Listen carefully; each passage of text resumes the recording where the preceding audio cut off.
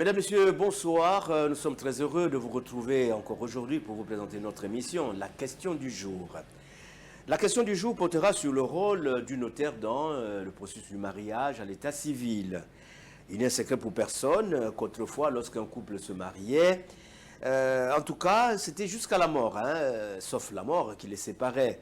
Mais aujourd'hui, un mariage sur deux se termine toujours par un divorce.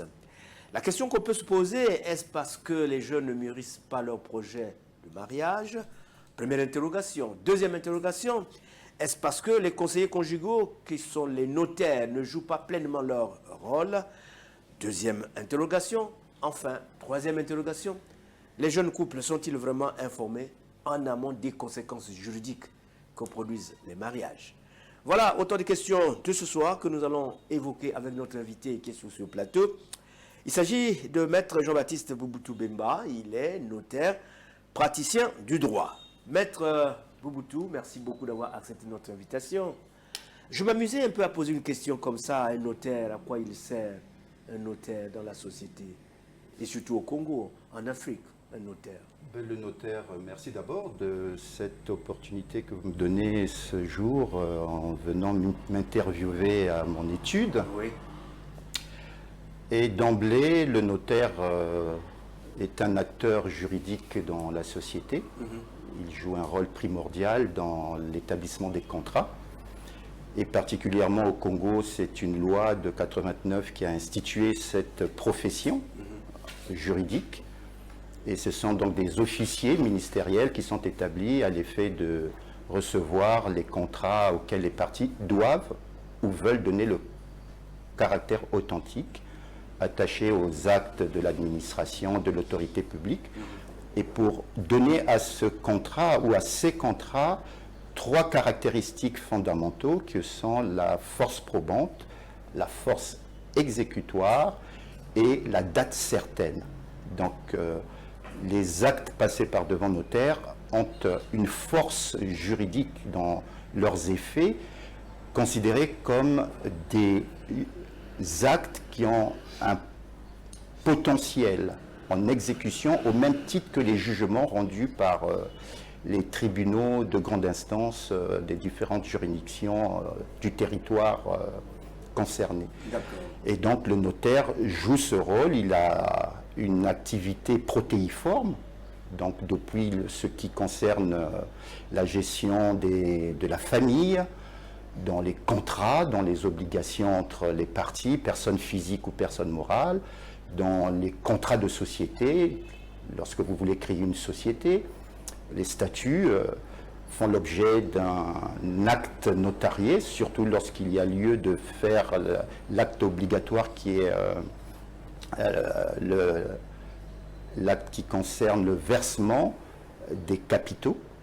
Donc il y a un acte que le notaire doit obligatoirement faire. Et il y a des autres actes qui rentrent dans la sphère notariale, tels que les prêts immobiliers. Lorsque vous faites un prêt immobilier, il y a ce qu'on appelle une garantie hypothécaire qui nécessite l'intervention dans l'aspect technique du notaire pour rendre l'acte, disons, valable au niveau de celui qui emprunte l'argent, généralement le banquier, et pour que les formalités d'inscription de la garantie au niveau de la conservation foncière le soient.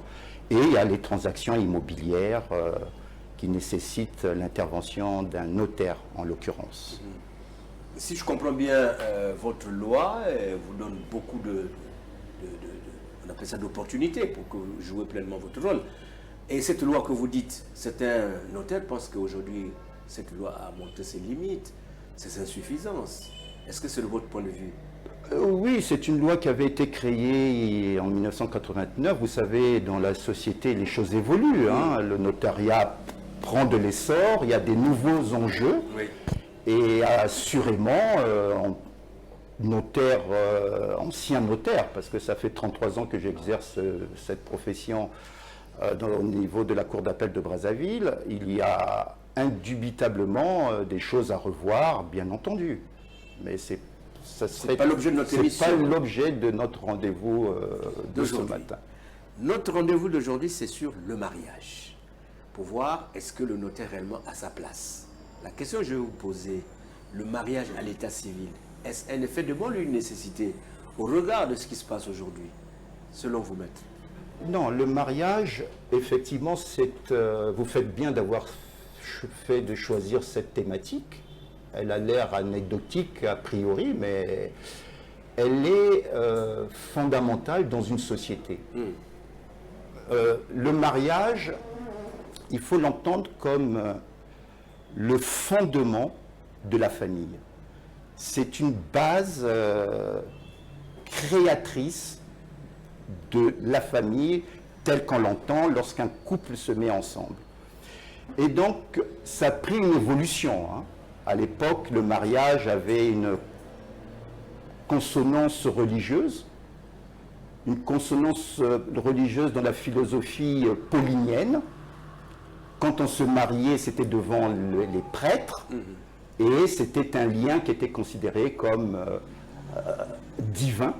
Lorsqu'on se marie, quand on se mariait religieusement, c'est ce qui est lié au ciel ne peut pas se défaire sur terre, si bien que c'est quelque chose d'assez crucial, puisque les personnes qui se mettent ensemble vont tisser des liens, et de ces liens va naître des effets juridiques. C'est la raison pour laquelle le législateur s'est emparé de cette question et a codifié le mariage. Si bien que le mariage est une institution au-delà de son caractère festif où il y a de l'exhibition. Il y a des conséquences juridiques qui peuvent échapper à l'entendement du commun des mortels. Et en l'occurrence, vous posez la question, les gens qui se marient, Oui, en répondant clairement à ma question. Il y a des conséquences parce que déjà, le mariage est codifié. Il y a une définition du mariage. C'est codifié par le Code de la famille congolaise. Alors, le mariage, c'est donc une union légale. C'est un acte public entre un homme et une femme, qui, dans leur consentement, décident d'établir entre eux une union légale et durable, avec les conséquences que cela va entraîner. Donc, en répondant clairement à ma question, c'est donc une nécessité et non un effet de mode. Ce n'est pas un effet de mode. Se marier, déjà, s'il faut rentrer dans l'histoire, le mariage avait d'abord pour lieu d'être protéger la femme. Une femme qui se met en couple avec un homme, vous savez que par le mariage se crée une famille, je l'ai dit tout à l'heure, il y a des enfants qui vont naître. Bien sûr. Et il y aura l'établissement de ce qu'on appelle un patrimoine. Et nous allons voir ça tout à l'heure. Parce que du mariage, il y a des effets que l'on dit, effets patrimoniaux. Ce sont des effets pécuniaires, parce que lorsque vous vous mettez en couple, l'homme travaille, parfois la femme n'a pas d'emploi, mais vous allez voir que dans l'évolution des choses, les femmes maintenant ont un pouvoir d'achat, parce qu'elles ont fait des études, elles ont des professions, elles dirigent parfois des institutions de grande envergure. Femme ministre, président de la République. Même femme d'entreprise, commerçante, etc. etc. Puisque la femme a déjà, depuis un certain temps, la capacité juridique. Et vous verrez que le législateur a prévu des cas, on va peut-être les examiner, c'est ce qu'on appelle les régimes matrimoniaux. On arrivera. Voilà. Donc, le départ, c'est le mariage, qui est l'acte public, comme je l'ai dit tout à l'heure, où les époux décident d'entrevoir une union légale. C'est pour ça qu'on dit que je suis marié légitimement, parce que devant l'officier d'état civil, lorsque l'acte se passe, à partir de ce jour-là, vous avez un statut légal entre vous et surtout envers la société. D'accord. Alors, voyons un peu ces jeunes, je l'ai dit, qui se marient matin, l'après-midi, c'est un divorce. Est-ce parce qu'ils n'ont pas respecté quand même les clauses, que moi j'appellerais par exemple le contrat de mariage? Est-ce que c'est important le contrat de mariage? Est-ce qu'il devait commencer par le contrat de mariage? Non, c'est la raison pour laquelle, lorsqu'on a la célébration du mariage va induire des effets. Oui. Je l'ai dit tout à l'heure. Qu'est-ce qui se passe lorsque vous décidez de vous unir?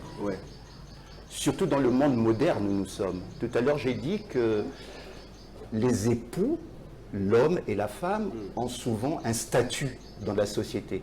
Ce sont des cadres. Je prends un exemple. Vous avez un homme qui est fonctionnaire. Il peut être, je prends un exemple prosaïque comme ça, peut être un officier des forces armées congolaises. Et son épouse est par exemple avocate ou même peut-être notaire. Donc ce sont des cadres, n'est-ce pas?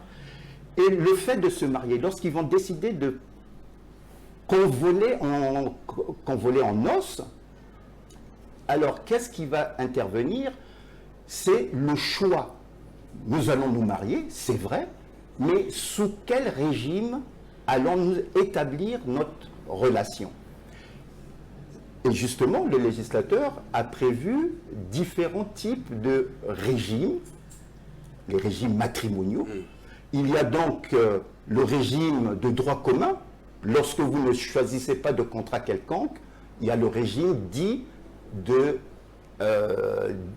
des biens réduits aux acquis. C'est le régime des acquis. Il y a deux régimes spécifiques lorsque vous décidez d'être dans le cadre d'un contrat, et je vais revenir là-dessus tout à l'heure. Oui, parce qu'il faut quand même que vous répondiez à notre question. Absolument. Sur le contrat du mariage. Sur le contrat de mariage, justement. Très bien. Ces deux contrats de mariage résultent du régime de la séparation des biens et celui du régime conventionnel. Donc, lorsque un homme et une femme décident de se marier, ils peuvent aller directement chez l'office devant le maire pour faire toutes les règles nécessaires à la célébration du mariage, en respectant bien sûr les conditions de fond et de forme, c'est-à-dire dans les conditions de forme, c'est être de sexe différent, avoir l'âge légal pour se marier, en l'occurrence ici au Congo, c'est 21 ans pour l'homme, 18 ans pour la femme, et il y a d'autres aspects de fond. La forme, c'est celle surtout d'être devant l'officier d'état civil qui va célébrer le mariage. Maintenant, si vous n'avez pas fait de contrat de mariage, vous allez tomber sur le régime dit de droit commun, le régime des acquis. Je vais revenir tout à l'heure. Maintenant, si vous décidez d'avoir un régime spécifique, par exemple, vous optez pour la séparation des biens, le régime de la séparation des biens, il faudra, avant la célébration du mariage, établir un contrat, et à ce moment-là, vous irez voir un notaire. Justement, voilà le rôle du notaire, en l'occurrence, qui va établir ce contrat de mariage. Si vous optez pour le troisième type de régime matrimonial, qui est le régime conventionnel, vous irez voir également un notaire pour qu'il vous établisse un contrat spécifique relatif au régime conventionnel. La question que je vais vous poser, par votre expérience, est-ce que les couples que nous voyons ici et là, devant le maire, passe toujours par le notaire pour signer ce genre de contrat? En faisant les statistiques, oui. La majorité des couples se marient sans qu'il y ait un contrat spécifique. Et donc, à ce moment-là, ils tombent sous le régime de la communauté dite des acquis. Qu'est-ce que c'est la communauté des acquis? À partir du jour où vous vous mariez, tout ce dont vous allez acquérir, de vos revenus, de vos salaires, vous achetez une voiture, une maison, un mobilier, tous ces biens seront considérés comme des acquis et vont tomber dans la communauté que vous allez créer. Ce sont des biens communs. Je dis bien quand vous n'avez pas choisi de contrat de mariage spécifique. Donc on vous oblige? Non, c'est la loi qui le prévoit. Ah d'accord. C'est une loi objective qui prévoit cela. On appelle ça le régime de droit commun. La communauté réduite aux acquis.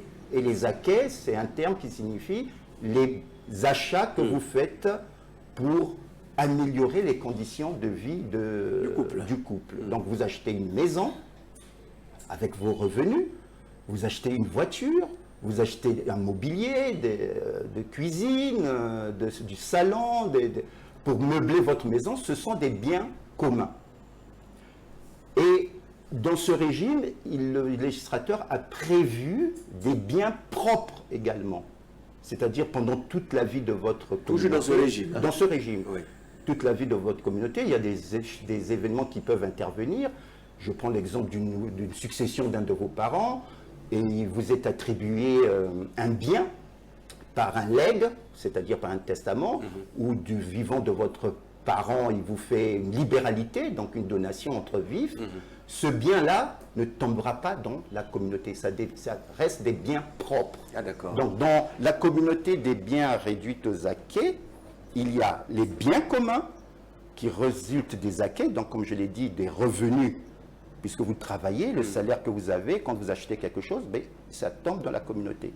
À l'exception des biens que vous allez recevoir par donation, donc une libéralité, ou par un legs, par un testament, ou encore par des biens qui vous sont propres. Vous l'avez dit. Non, j'entends des biens propres, c'est-à-dire des biens personnels. Quand je parle des biens personnels, c'est-à-dire vos habits, vos bijoux, ou bien des biens qui sont nécessaires pour l'activité de votre profession. Ça, ce sont des biens qui vous sont propres. Voilà. Développez-nous aussi notre régime, en dehors de ce régime de l'Usaquin. Vous avez donc, à ce moment-là, avant le mariage, si vous avez opté pour un régime particulier, le plus couramment usité, c'est celui de la séparation des biens. C'est un régime qui est nécessaire et souvent admis par les couples, justement, qui ont des professions, qui ont des activités, et généralement qui perçoivent des revenus. Et ceux-là choisissent souvent ce régime parce qu'il fait un distinguo. Tous les biens que vous allez acquérir sont des biens propres. Vous achetez une télévision, vous achetez une voiture, il faudra à ce moment-là une gestion sérieuse, hein, parce qu'il faudra à un moment donné prouver que ce sont vos biens. Donc vous allez tenir une petite comptabilité. Ou un registre entre vous pour ne pas qu'il y ait d'amalgame au cas où, parce que au cours de la vie, il peut intervenir que le mariage soit dissous, soit par la volonté, soit par un événement naturel, en l'occurrence un décès ou le divorce. Et donc, la séparation des biens, c'est un régime extrême où tous les biens sont séparés. Et les époux sont astreints à une chose, c'est de subvenir aux besoins du ménage. C'est-à-dire l'achat de nourriture pour nourrir les enfants, les charges, si c'est une charge locative, si c'est les frais de police de courant, d'électricité. Ça, ce sont des charges que la loi impose aux époux et ils ont l'obligation d'y faire face au quotidien. D'accord.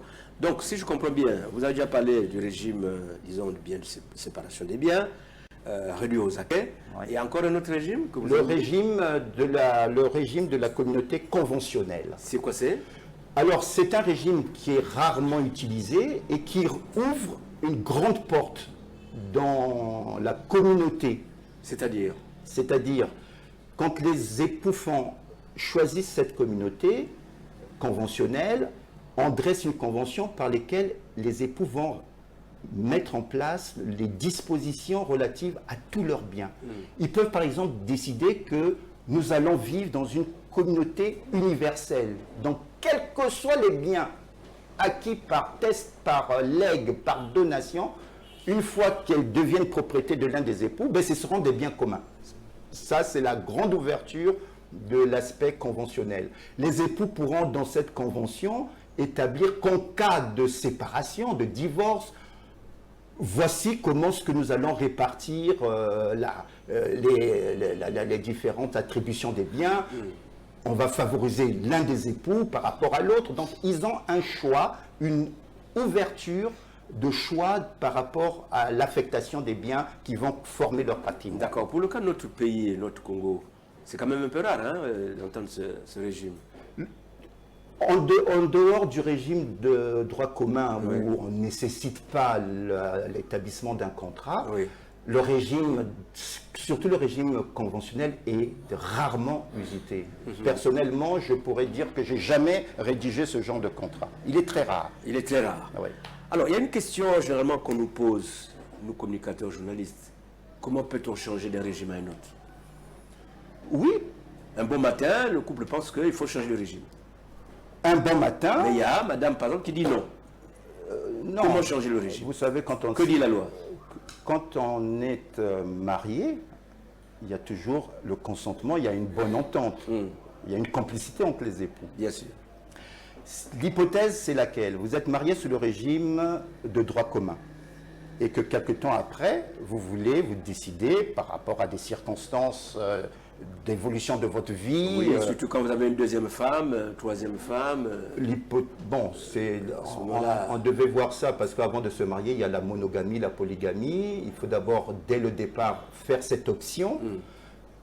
En dehors de cela, lorsque vous vous mariez, au cours du temps, vous pouvez décider, tiens, nous allons faire la séparation des biens. Oui, vous avez la liberté de le faire. Et la loi l'autorise? La loi l'autorise. Quelque temps après le mariage, pas automatiquement, si je prends l'hypothèse, vous vous mariez aujourd'hui, sous le régime sans contrat de mariage, vous n'irez pas un mois après pour faire un changement. Il faudra attendre une période de 2 ans. Au bout de 2 années de vie commune, vous pouvez aller voir un notaire qui va vous établir un contrat de mariage dans l'hypothèse où ce serait le régime de la séparation des biens. À ce moment-là, le notaire fait le contrat de mariage. Vous repartez au lieu où vous êtes marié pour que l'officier d'état civil émette la mention sur votre mariage, sur votre contrat, sur l'acte de mariage, qu'il y a eu une modification du régime choisi par les époux. C'est déjà arrivé dans votre office, par exemple, que les époux se représentent comme pour dire non, nous sommes venus pour... Si, souvent. Souvent? Oui. D'accord. Alors, parlons maintenant de la liquidation, par exemple, des régimes, maître. Ça peut arriver pendant le décès, pendant le divorce. Que prévoit la loi? Alors, allons pas à pas. Oui. Par régime. La liquidation. Non. Quand on se marie, lorsqu'il y a une liquidation qui intervient, c'est sur la base de 2 phénomènes. Ou de 2 événements. Oui. Un événement naturel, c'est celui du décès de l'un des époux. Lorsqu'un époux décède, obligatoirement, ça va rompre le lien de mariage et par conséquent la liquidation de la communauté. L'effet second, c'est celui qui résulte de la volonté des époux, donc du divorce. Le divorce entraîne la dissolution du mariage et par voie de conséquence la liquidation également de la communauté. Lorsqu'il y a donc dissolution du mariage, justement, il faut liquider cette communauté. Et le notaire intervient justement pour parer à ces effets techniques, parce qu'il faut faire un inventaire, il faut que les époux reconnaissent quels sont leurs biens respectifs, dans le cas du divorce, et trouver des ententes pour faire des répartitions. Dans le cas d'une succession, et c'est là où c'est très crucial, très délicat justement, parce que les gens pensent souvent quand il y a décès, on liquide la succession. Non, lorsque les époux étaient mariés, il y a d'abord le préalable, c'est celui de la liquidation de la communauté. Et après avoir liquidé la communauté, on liquide la succession. Qu'est-ce que ça veut dire tout ça? C'est trop technique, hein, maître? Oui, c'est technique. Ça signifie quoi? Pour être assez prosaïque, parce que je ne vais pas employer des termes qui pourraient faire que les gens ne comprennent pas trop. Alors, le plus simplement possible, hypothèse d'école, quelqu'un décède, il était marié, il laisse une veuve. Et les enfants. Et des enfants. Ils sont mariés sous le régime de droit commun de la communauté aux acquets. Qu'est-ce qui va se passer? Le notaire va intervenir, parce que c'est lui le technicien de cette affaire. Il va procéder donc à ce qu'on appelle la masse successorale. Il va englober donc la masse successorale, considérer la liquidation de la communauté, donc tout ce qui est bien commun. Donc on va faire un inventaire. Les biens qui ont été acquis durant le mariage, qui tombent dans la communauté, cette communauté sera divisée en deux. En deux, parce qu'il y aura la partie du conjoint survivant, et l'autre partie, c'est ce qui fera l'objet de la liquidation de la succession, où les enfants viendront comme héritiers présomptifs, avec tout ce que la loi prévoit en pareille matière comme successible. Donc, au préalable, il y a lieu de faire la séparation de la communauté. L'épouse, le conjoint survivant, ça peut être l'homme ou la femme, récupère la moitié de la communauté et l'autre moitié de la communauté servira à la liquidation de la succession. Lorsqu'on est dans le cadre de la séparation des biens, il n'y a aucun problème puisque les époux, tout au long du mariage, ont su préserver chacun ses biens. Généralement, qu'est-ce qui se passe? J'achète une villa, ben c'est en mon nom. J'achète une voiture, c'est en mon nom. Donc chaque époux a ses biens. Survient la dissolution pour cause par exemple de décès, eh bien, il n'y aura aucun problème. Le conjoint survivant va prouver par tous les moyens possibles que ce bien m'est propre. Et que les autres, en le prouvant aussi, sont les biens de mon conjoint décédé et qui va faire l'objet d'une liquidation successorale. Mais maître, imaginez-vous que dans le testament, le décusus dit je m'en passe de la loi, mais en tout cas, tous mes biens, je lègue à mon épouse. Oui, ben là on rentre à ce moment-là. On rentre spécifiquement dans le cadre de l'établissement des testaments. Le testateur est libre de donner, il est libre de donner à qui il veut la destination de ses biens, meubles ou immeubles. Oui, mais il y a la loi quand même. Cependant, il faut faire très attention. Cette disposition, cette liberté de tester est freinée par la loi, parce que la loi fait ce qu'on appelle la réserve héréditaire.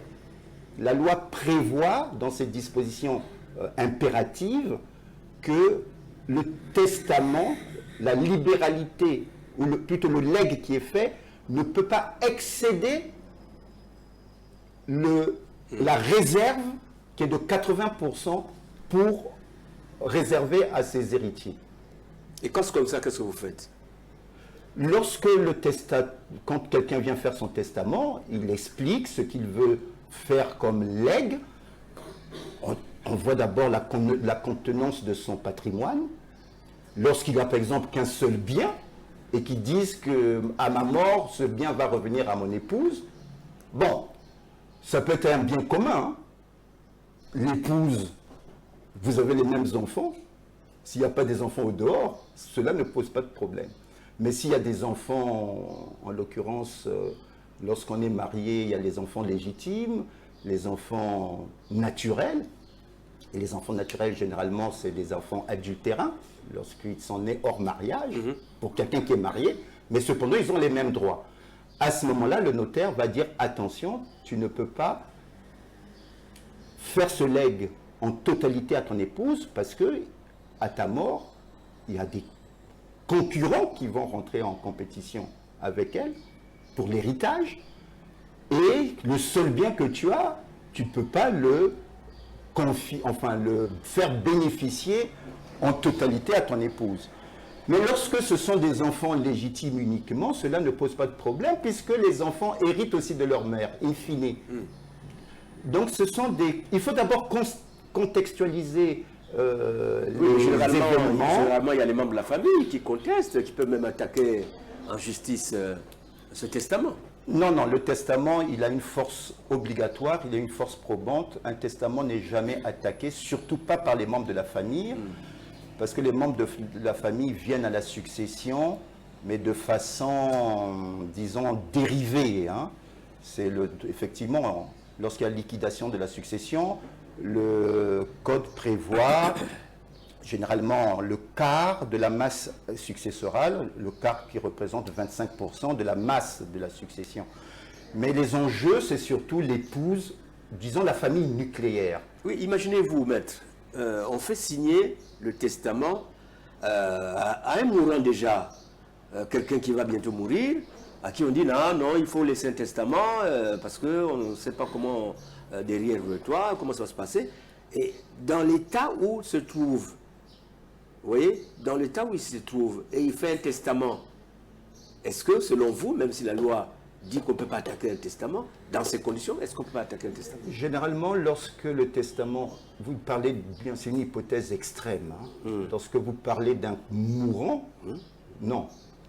Pour faire un testament, il faut être sain d'esprit. Lucide. Hein? Il faut être en pleine capacité de ses facultés physiques et psychiques. Donc il faut être, ce que le législateur dit, il faut être sain d'esprit. Donc un co-mourant, si on appelle un notaire pour aller prendre les dernières volontés d'un mourant, c'est quelqu'un qui est presque à l'agonie. Quand on parle de mourant, il n'y a aucune capacité à prendre puisqu'il va vous dicter ce qu'il entend faire. En ce moment, faites quoi, vous, notaire? Non, on s'abstient. Quelqu'un qui n'est pas sain d'esprit, qui n'est pas en capacité de pouvoir manifester sa volonté libre, consciencieuse, le notaire n'a pas à prendre ses volontés, c'est pas possible. Il y a une défectuosité physique, psychique, à ce moment-là, le notaire doit s'abstenir de prendre ses volontés. Il y aura même un problème de signature, là. Forcément, il faut qu'il signe. Le testament doit être signé par son auteur. Mais quelqu'un peut imiter sa signature? Non, non. Le notaire qui garantit l'authenticité, voilà la raison d'être du notaire, l'authenticité. Tout à l'heure, je l'ai dit en introduction, la force probante, la force exécutoire, la date certaine, voilà les caractéristiques de l'acte authentique, de l'acte public reçu par un notaire. Le notaire ne peut pas faire établir un document et le faire signer par PO, par quoi que ce soit. D'accord.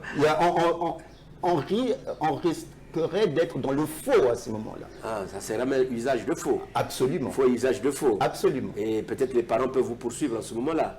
C'est même un serment, le serment prêté par le notaire qui sera violé à ce moment-là. D'accord. Tout à l'heure, vous avez parlé de biens qu'on devait repartir, mais vous n'avez pas parlé quand même du passif, notamment les dettes contractées par les époux. Bon, il y a un qui est resté. Est-ce que on ne peut pas aussi d'abord regarder comment repartir ces dettes? Non, je voudrais repartir dans le cadre du mariage. Ouais. Pour attirer, parce que le but de cette émission, c'est de mettre en exergue, attirer l'attention, la sensibilité des jeunes Congolaises et des jeunes Congolais qui se lancent dans cette aventure. Pourquoi vous appelez ça aventure? Je ne vous arrête pas là. Oui, non, la vie est une aventure. Ah, d'accord. Je prends ça dans le cadre philosophique. La vie est une aventure. J'aime bien un terme, la vie n'a pas de sens, mais il faut donner un sens à sa vie. Et le mariage, c'est un sens qu'on donne à sa vie. Merci. Poursuivez, maître. Alors, lorsqu'on se marie, j'aime à le dire également, le mariage, c'est un renoncement de sa liberté. Au-delà de tous les aspects festifs, lorsque vous vous mettez en union conjugale, vous avez des obligations. Et la première des obligations, c'est de contribuer aux charges du ménage. Les charges du ménage, c'est d'abord, la première charge, c'est la nourriture.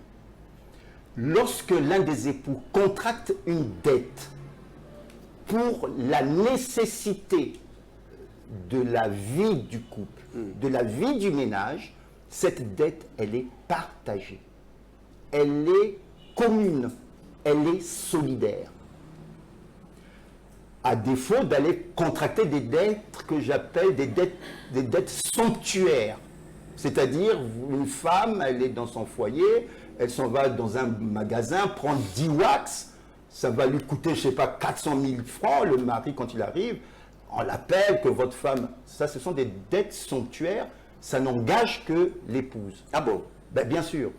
Maintenant, pour l'honneur de la famille, lorsque le mari aime bien sa femme, il ira payer cela. Mais ce n'est pas une dette qui l'engage. Ce que la loi reconnaît, ce sont les dettes nécessaires au bon fonctionnement du ménage. Si votre épouse est allée emprunter de l'argent à sa grande sœur pour aller payer les collages des enfants, ben vous allez être tenu de rembourser. Parce que c'est l'avenir des enfants. Et le législateur est strict là-dessus. Et si vous ne contribuez pas justement aux charges du ménage, le juge peut vous astreindre à cela. C'est ce que les gens oublient parfois. Donc pour les dettes, le passif, il faut distinguer entre le passif nécessaire au bon fonctionnement du ménage, du passif qui intervient dans les effets personnels des époux. D'où l'exemple que j'ai pris tout à l'heure. Des wax. Dépenses somptuaires. Achat des wax, des bijoux de grande valeur. Alors pour que votre femme soit belle, certainement. Non, ça c'est madame qui, sans votre consentement, sans votre autorisation, va s'endetter pour ça, par exemple. Il y a des femmes qui aiment bien, mais si, paraître, quoi. Voilà, mais si cette femme a des moyens, parce qu'il faudrait qu'on s'entende là-dessus également, lorsqu'on est dans un régime de communauté, la femme, surtout lorsqu'elle exerce son activité, a le droit de se faire ouvrir un compte bancaire personnel. Des loyers, plutôt des salaires qu'elle obtient. Personnel, ça dit que le mari n'a pas accès à son compte. C'est son compte à elle. Mais ils ont des biens communs, quelque chose comme ça. Les salaires, ce sont, du moment où vous ne faites pas de dépenses, c'est votre travail. On vous paye, ce salaire que vous touchez, il vous est propre. Donc, dans l'hypothèse d'une femme qui travaille, lorsqu'elle est fonctionnaire, commerçante, ses revenus, elle a le droit d'aller ouvrir son compte bancaire et d'avoir sa seule signature. Si les couples s'entendent d'avoir double signature aussi, c'est leur choix. Mais un époux, parce que je le dis souvent, parce que dans notre code, on retient encore la notion de chef de famille qui est l'homme. Oui, c'est le chef de famille. Le chef de famille qui est l'homme, et l'homme souvent impose un rythme. Mais il faudrait savoir que le code, c'est même l'article, je crois, il y a un article dans le code de la famille congolaise qui prévoit que la femme a le droit de se faire ouvrir un compte. Maintenant, cet argent qui est logé dans le compte, lorsqu'elle va acquérir un bien, ben ce bien va tomber dans la communauté, puisque ça serait considéré comme un acquis, justement. D'accord. Alors, maître, on va peut-être poser une deux questions comme ça. La première question que je vais vous poser vers la fin, le mariage coutumier produit-il aussi des effets, tels que vous venez d'évoquer? Merci, c'est une question aussi qui taraude aussi les esprits. Le mariage coutumier n'est pas reconnu dans le code de la famille en droit objectif. Comment ça? J'y viens. On confond souvent mariage coutumier et dot. Le mariage coutumier, c'est la cérémonie coutumière de nos endroits respectifs, régionales, tribales, claniques. C'est la magnificence de nos us et coutumes reconnus dans notre société, mais ça n'a pas une base légale. Pendant le mariage coutumier, il se passe un événement qu'on appelle le paiement de la dot. Et généralement, vous allez vous rendre compte que pendant le mariage officiel devant l'état civil, le maire souvent pose la question, est-ce que la dot a été payée? J'ai souvent assisté à des mariages et je me suis toujours posé la question, pourquoi est-ce que... En fait, j'ai compris que c'est devenu un usage. La loi ne fait pas de la dot une condition de forme ou de fond de la célébration du mariage. La dot, c'est une notion qui est spécifique, elle n'est même pas prévue par le code de la famille congolaise. Cependant, le Code, en son article 140, donne les caractéristiques de la dot. Et les gens ne font souvent pas attention. Et je veux vous lire cette disposition. Allez-y. Donc c'est l'article 140, sans en avoir donné la définition, le Code de la famille congolaise, de la loi de 1984, donne le caractère de la dot. Et dès son premier alinéa, il est écrit ceci: la dot a un caractère de symbole. Elle est facultative. Elle peut être payée en nature ou en espèces ou sous les deux formes.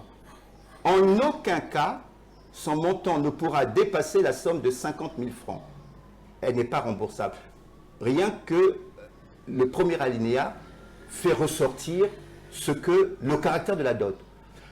Mais quand on fait du droit comparé, en droit musulman par exemple, la dot a une notion.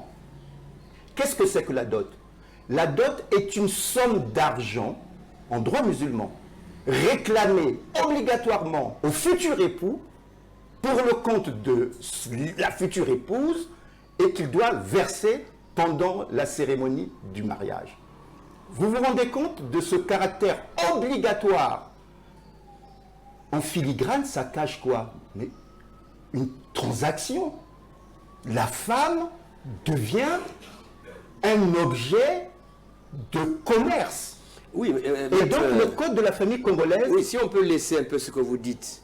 La pratique courante sur le terrain aujourd'hui, oui. Je ne vois pas quel parent qui peut accepter uniquement 50 000 et laisser sa fille partir au mariage. Non, non, non. Vous savez, aujourd'hui, on parle en termes de millions. Pas le cacher, non? Oui, c'est bien sûr. Et je vais venir... On rejoint donc là les musulmans. Oui, je vais revenir dans l'esprit. Parce que la loi, il y a la lettre et l'esprit de la loi. Oui. La lettre, c'est ce que nous venons d'être dit. Oui. La dot a un caractère de symbole, ça veut tout dire. Et est facultatif. C'est-à-dire qu'on ne peut rien imposer, ni à celui qui vient pour le mariage coutumier, ni pour les parents qui vont recevoir la fameuse dot en question. Et le législateur a prévu ces 50 000 parce que, pour ne pas tomber dans des exagérations. Maintenant, les usages, les coutumes dans nos sociétés sont plus fortes que les dispositions de la loi. Cependant, il faudrait qu'on se mette dans notre psychique que le mariage coutumier, comme vous m'avez posé la question, je le redis ici, n'a pas d'effet juridique. Lorsque vous êtes marié coutumièrement, du point de vue du droit objectif, il n'y a pas de conséquences juridiques à cette cérémonie, à ce mariage coutumier. Je voulais ici également faire éclairer que la dot n'a pas un caractère obligatoire, de par cet article 140. Par voie de conséquence, lorsque le maire demande, souvent l'usage voudrait que le maire interpelle le chef de famille. Et le chef de famille est-il dans la salle? Est-ce que vous avez perçu la dot?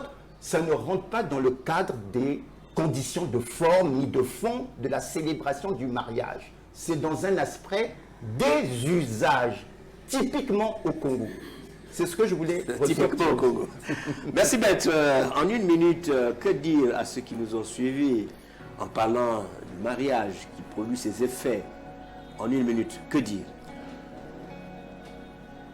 Le mariage, c'est le fondement de la société. Et quand on se lance dans je l'ai dit tout à l'heure, le mariage, c'est un renoncement à sa liberté. Quand vous vous mariez, vous avez une obligation de ménage. Vous ne pouvez pas vivre comme un bohème. Vous partez le matin, vous revenez 3 jours après. Il y a des obligations. C'est quelque chose de sérieux parce que c'est le fondement de la famille. Et surtout que le mariage permet le contrôle des générations futures par l'éducation des enfants. C'est une institution qui commence à tomber en désuétude. Pourquoi? Parce que les femmes ont le pouvoir maintenant.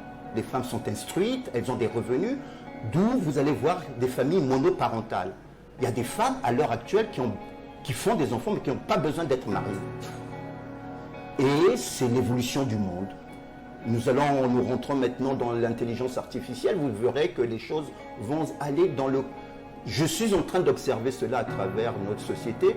Le mariage est une institution qui tombe en désuétude petit à petit. Et vous allez voir qu'il y a beaucoup de divorces parce que, effectivement, je l'ai dit tout à l'heure et je veux conclure là-dessus, le mariage, c'est un renoncement à sa liberté. Lorsque vous vous lancez dans cette aventure, qui est une aventure exaltante, une aventure de vie, il faut y mettre du sérieux, de l'amour et de la volonté. Merci beaucoup, maître Raphaël Jean-Baptiste. Jean-Baptiste, j'allais dire, parce que Raphaël, c'est déjà votre grand-père. Oui. Il faut dire comme ça, non? Absolument. Alors, merci beaucoup donc, maître, de nous avoir reçus aujourd'hui pour parler du mariage. Et je retiens en une minute ou en une fraction de seconde que selon vous, que le mariage, c'est une institution qu'il faut respecter. Mais en tout cas, il y a des contraintes. Mais ces contraintes vous poussent justement à être droit. Auquel cas, vous tombez dans ce qu'on appelle des divorces. Ici et là. Et du coup, on n'est pas surpris de voir des femmes gérer les enfants toutes seules. Eh bien parce que, bon, c'est ça aussi la vie. C'est bien cela, maître. Mais oui, je répète que le mariage, le législateur a voulu en faire une institution, d'où ces règles de droit spécifiques pour protéger justement la famille, pour protéger les enfants. Les divorces créent des drames incroyables dans la société. Merci beaucoup, maître. En tout cas, nous sommes très heureux d'évoquer ce sujet d'actualité, la question du jour, le mariage. Qu'est-ce que c'est? Quels sont ses effets? En tout cas, nous allons vous retrouver à la prochaine occasion, toujours pour parler de notre émission, la question du jour. Au revoir. Alors, maître, on va se saluer, je crois, c'est comme ça.